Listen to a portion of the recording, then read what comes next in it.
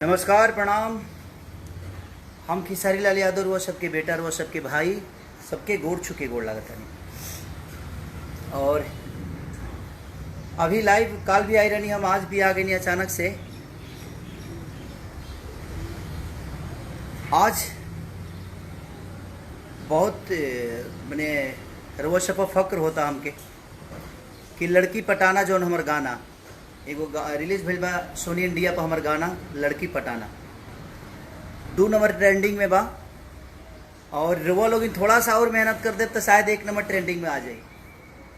तो बस वो चैनल के सब्सक्राइब करी और थोड़ा और मेहनत कर दी। थोड़ा सा रउआ लोग के मेहनत हमेशा हमरा खाती रहेला और वो लोग इतना टाइम दे के खेसरिया के प्यार और आशीर्वाद दी ले। तो बस हम ये कहब कि थोड़ा सा और मेहनत के ज़रूरत बा।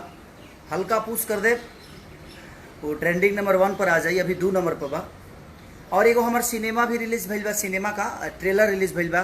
कल टीजर भी रहे, आज ट्रेलर रिलीज़ भइल बा यसी फिल्म से, जवना के प्रोड्यूसर हमार बड़े भाई अभय भैया बानी, डायरेक्टर प्रिमांशु जी, काजल जी, सुभी जी और निशांत उज्जवल से लेके मैंने सारा पूरा टीम में सब लोग बा। बड़ा प्यार, बहुत अच्छा एगो देश के ऊपर सिनेमा के लिए बनी कि अरब में जाके हमने के का दशा होला, चाहे आउट ऑफ इंडिया आदमी जाला तो अपना मिट्टी के कितना याद करेला और हमने के मिट्टी बाजी अपने सम्मान खातिर हमेशा लड़ेला। तो देखनी है कि 2 नंबर ट्रेंडिंग पे बता। अभी हम नहाइले भी नहीं खी, अभी वर्कआउट करता नहीं। देख ली लो हमार जिम जवन कि हमारा घर में ही बा। ई है हमार मल्टी जिम, ये है हमारा सारा सेटअप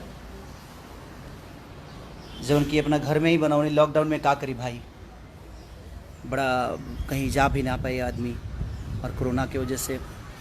ऐसे जरूर उनकी बहुत बड़ा जिम्मेदारी बा, खुद के बड़ा बचावे के पड़ेला और बड़ी जिम्मेदारी के साथ आदमी काम करेला कि रोल उनके तकलीफ़ ना होके।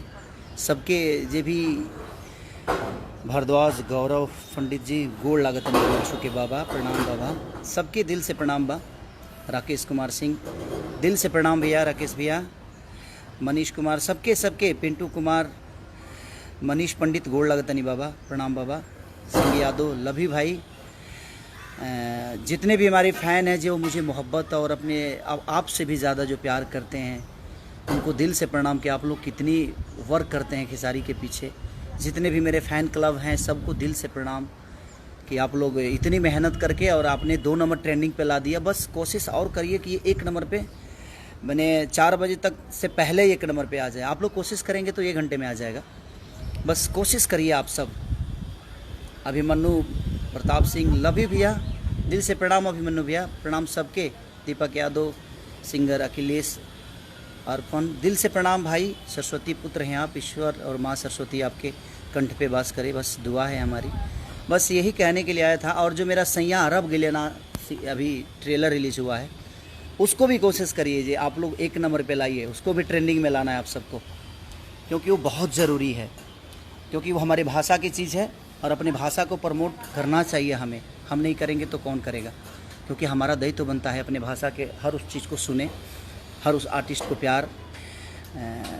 विकास यादव जी, दिल से प्रणाम विकास भाई। मुन्ना वर्मा, आबिद हुसैन, सलाम अलैकुम भाईजान।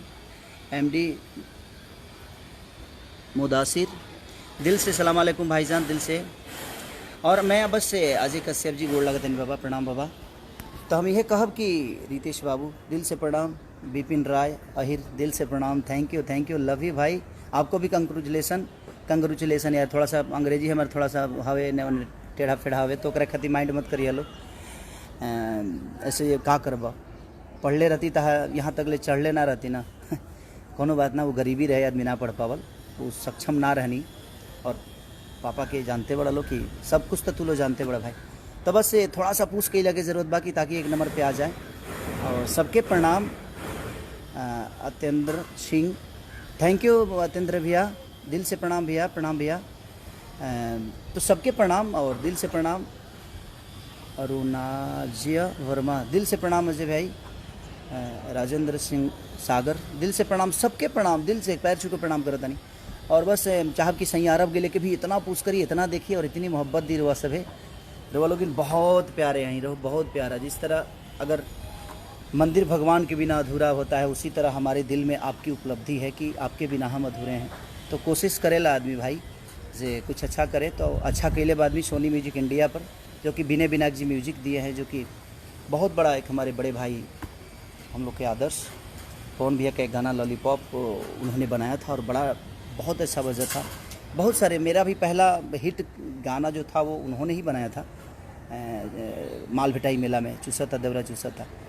तो कहीं ना कहीं उनका बहुत बड़ा योगदान है भोजपुरी के लिए भी, और सोनी म्यूजिक इंडिया को दिल से और पूरी टीम को मैं धन्यवाद देना चाहता हूँ। अपने वीडियो डायरेक्टर देवेश जी को भी और पूरी टीम को भी, सबको मैं धन्यवाद देना चाहता हूँ, दिल से प्रणाम सबको।